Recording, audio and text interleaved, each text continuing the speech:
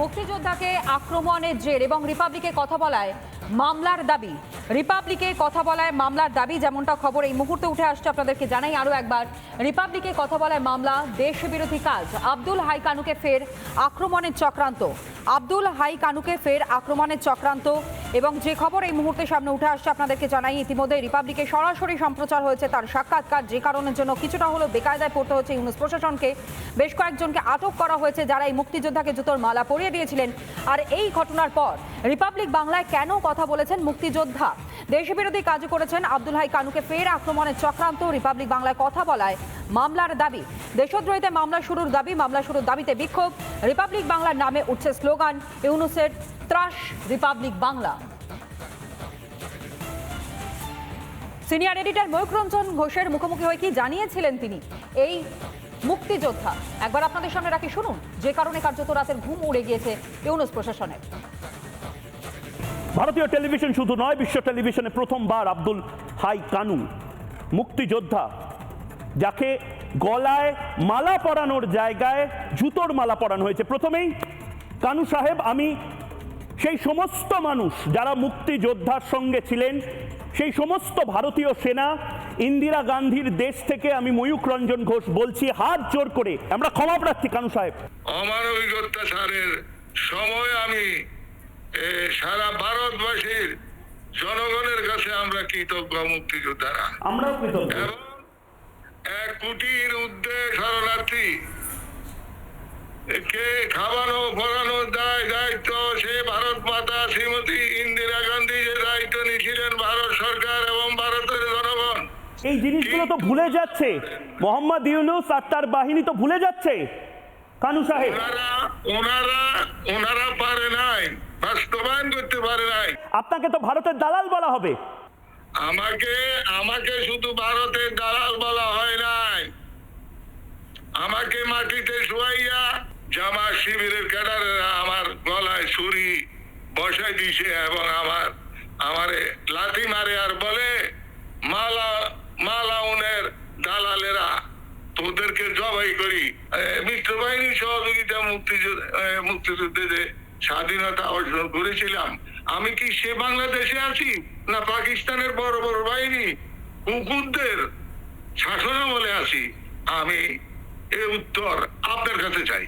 আমি ভারতবাসীদের সম্মান করি, ওনারা আমাদের মুক্তিযুদ্ধের সময় সার্বিক সহযোগিতা করছে। মিত্র বাহিনীর হাজার হাজার সৈনিকের রক্ত দিছে। আরে তুমি কাগজে প্যাস্ট্রোট নিষিদ্ধ করতে পারবা, আমার কলম থেকে বঙ্গবন্ধুকে সরাইতে পারবা না।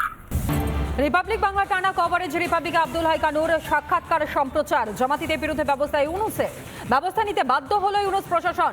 কুমিল্লার 14 গ্রামে সেখানে মুক্তিযোদ্ধাকে হেনস্থার ঘটনায় আটক করা হয়েছে 5 জনকে বলে এখনো খবর। আব্দুল হাই কানুকে হেনস্থা করায় আটক 5।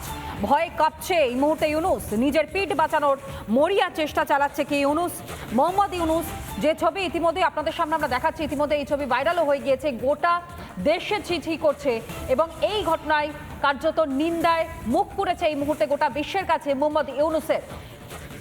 মুক্তিযোদ্ধাকে জুতোর মালা পরানো হচ্ছে, যাদেরকে বীর হিসেবে সম্মান দিয়েছিল একটা সময় এই বাংলাদেশ মুক্তির স্বাদ পাওয়ার পর, সেই মুক্তিযোদ্ধাদেরকে জুতোর মালা পরানো হচ্ছে, হেনস্থা করা হচ্ছে, যাতে সেই এলাকা এই মুক্তিযোদ্ধা ছেড়ে বেরিয়ে যায়।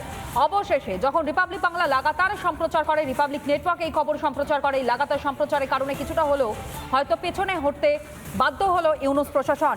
ভয় কাঁপছে এই মুহূর্তেই রিপাবলিকের, ভয় কাঁপছে ইউনূস, নিজের পিঠ বাঁচানোর চেষ্টা ইউনূসের, ব্যবস্থা নিতে বাধ্য হলো ইউনূস প্রশাসন। কুমিল্লার 14 গ্রামে মুক্তিযোদ্ধাকে হেনস্থার ঘটনা এখনো পর্যন্ত আটক করা হয়েছে 5 জনকে বলে খবর। আব্দুল হাই কানুকে হেনস্থা করা আটক করা হয়েছে 5 জনকে। রিপাবলিকে আব্দুল হাই কানুর সাক্ষাৎকার সম্প্রচার করা হয়েছে, জামাতিদের বিরুদ্ধে ব্যবস্থা ইউনূস নিয়েছে। এখনো পর্যন্ত এই হেনস্থার ঘটনায় 5 জনকে আটক করা হয়েছে বলে খবর পাওয়া যাচ্ছে। কুমিল্লার 14 গ্রামে হেনস্থা করা হয় মুক্তিযোদ্ধাকে হেনস্থায় আটক 5। কংগ্রেস নেতা আশুতোষ চ্যাটার্জি কি জানাচ্ছে শোনাই। আমরা দেখতে পাচ্ছি ইউনূস সরকারের আমলে এই একের পর এক ঘটনাগুলো সারফেসিং করছে এবং আমাদের যেটা মনে হয়েছে যে ইউনূস সরকার আদেও কি কাজ চালানোর মতন জায়গায় রয়েছেন, তার কারণ সেখানকার দেশের নাগরিকরা যদি সুরক্ষিত না থাকে, দেশের নাগরিকরা যদি কথা বলতে না পারেন, দেশের নাগরিক যারা সাম্প্রদায়িক সন্ত্রাসের ভেতরে আবদ্ধ হয়ে পড়ছেন, যারা জনগণকে আক্রমণ করছেন তাদেরকে সমর্থন দেওয়ার জন্য কিছু লোকজন তার আশেপাশে ঘুরে বেড়াচ্ছে। ইউনূস সরকারের যে পরিকাঠামো হয় সেটা ফেল করছে, বা তার যে স্বচ্ছতা যদি থাকে সে কিন্তু এগিয়ে এসে কোনো কাজ করতে পারছেন না। বাংলাদেশের সচিবালয়ে আগুন, অগ্নিকাণ্ড নিয়ে উঠছে প্রশ্ন। পরিকল্পিতভাবে ধরানো হয়েছে কি আগুন? শর্ট সার্কিট থেকেই আগুন নয়, অর্থাৎ শর্ট সার্কিট থেকে নয়, সচিবালয়ে আগুন পরিকল্পিত হতে পারে আশঙ্কা প্রকাশ বাংলাদেশ নৌবাহিনীর এক আধিকারিকের। বাংলাদেশের মানুষ তারাই বিশ্বাস করতে পারছেন না শর্ট সার্কিট থেকে আগুন লেগেছে এই সচিবালয়। পরপর 3টি তলা যেখানে অত্যন্ত গুরুত্বপূর্ণ নথি ছিল বলেই জানতে পারা যাচ্ছে, সেখানেই আগুন ধরিয়ে দেওয়া হয়েছে। আর তাতেই বাংলাদেশের নৌবাহিনীর এক আধিকারিক তিনি মনে করছেন শর্ট সার্কিট থেকে এই অগ্নিকাণ্ডের ঘটনা ঘটতে পারে না। সচিবালয়ের আগুন পরিকল্পিতভাবেই লাগানো হয়েছে, অগ্নিসংযোগ করা হয়েছে, পরিকল্পিত হতে পারে বলেই আশঙ্কা প্রকাশ বাংলাদেশের নৌবাহিনীর এক আধিকারিকের। প্রায় 6 ঘন্টারও বেশি সময় ধরে আগুন নিয়ন্ত্রণে আনতে 19টি ইঞ্জিন লাগাতার প্রচেষ্টা চালিয়ে চলে, কিন্তু তাতেও শেষ রক্ষা হলো না। সমস্ত গুরুত্বপূর্ণ নথি পুড়ে ছাই হয়ে গিয়েছে বলেই খবর পাওয়া যাচ্ছে। না, শর্ট সার্কিট এটা করে না, এটা কোনো পরিকল্পনা আছে, এটা পরিকল্পিতভাবে কোনো আগুনটা লাগাই দিছে। ভিতরে যত নথিপত্র আছে এটা পুড়ে গেছে। এখন মোটামুটি সব জায়গায় এটা আগুন মনে করেন খুব যেখানে যেখানে গেছে সব জায়গায় পুড়ে গেছে। আমরা সব তো এখনো আইডেন্টিফাই করতে পারি নাই, আমরা করব, টাইম টু টাইম করব। আমাদের টিম এখানে আছে, আরও থাকবে এবং কাজ করতেছে আমাদের নৌবাহিনীর টিম।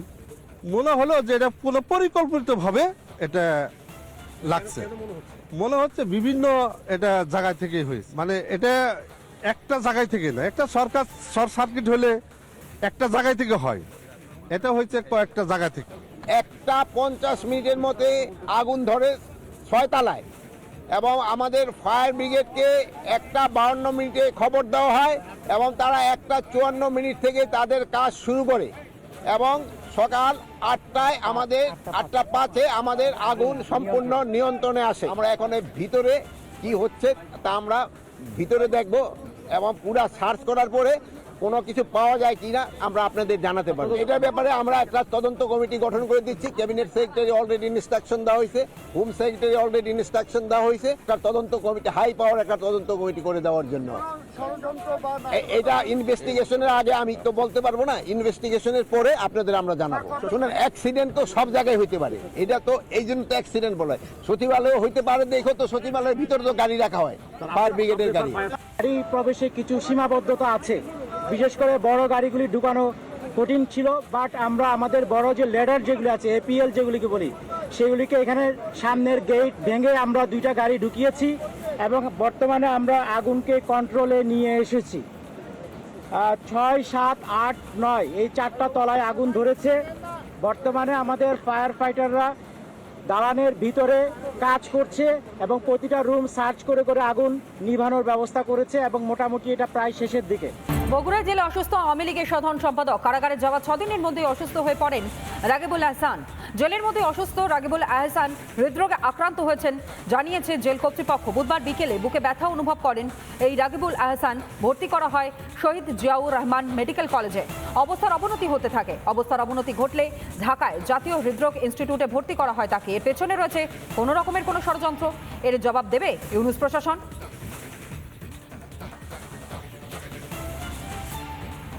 আর যে তথ্যগুলো এই মুহূর্তে আপনাদের সামনে তুলে ধরছি দেখুন। 29 দিনে, মাত্র 29 দিনে 4 বন্দীর মৃত্যু হয়েছে। শাহাদাত আলম ওরফে ঝুনু সাংগঠনিক দায়িত্ব যার কাঁধে ছিল, অন্যদিকে আব্দুল মাতিন ওরফে মিঠু সদস্য আওয়ামী লীগের। আওয়ামী লীগ নেতাদের যেভাবে মৃত্যুর ঘটনা ঘটছে, শাহিদুল ইসলাম ওরফে রতন সাধারণ সম্পাদক আওয়ামী লীগের, তার মৃত্যুর ঘটনা ঘটে 1 মাস নয় 29 দিনের ব্যবধানে। কোষাধ্যক্ষ আওয়ামী লীগের শিবগঞ্জ উপজেলা আব্দুল লাতিফ, তার মৃত্যু হয়েছে, অর্থাৎ 29 দিনে 4 বন্দীর মৃত্যু। শাহাদাত আলম ওরফে ঝুনু, তারও মৃত্যু হয়, সাংগঠনিক সম্পাদক আওয়ামী লীগের বগুড়া জেলার। আর অন্যদিকে আপনাদের সামনে তথ্য তুলে ধরছি আব্দুল মাতিন ওরফে মিঠু আওয়ামী লীগ সদস্য, তারও মৃত্যু হয়েছে এই মাত্র 29 দিনের মধ্যেই। নানা ধরনের কন্টেন্ট দেখার জন্য লাইক করুন, শেয়ার করুন আমাদের ফেসবুক পেজ, সাবস্ক্রাইব করুন আমাদের ইউটিউব চ্যানেল। পাশাপাশি অন্যান্য ব্রেকিং নিউজের জন্য অবশ্যই চোখ রাখুন রিপাবলিক বাংলায়।